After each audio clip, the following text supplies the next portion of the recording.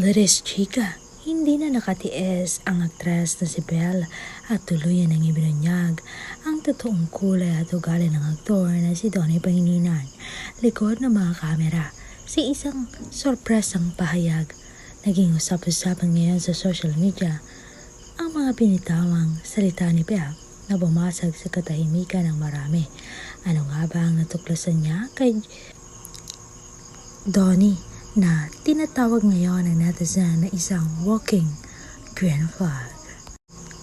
May hidden agenda nga ba? O ito na nga ang patunay na bihirang lalaki na lang ang katulad ni Donnie sa industriya?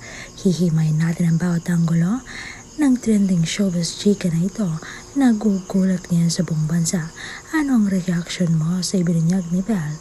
Karapat dapat nga ba si Donnie sa papuri ng bayan?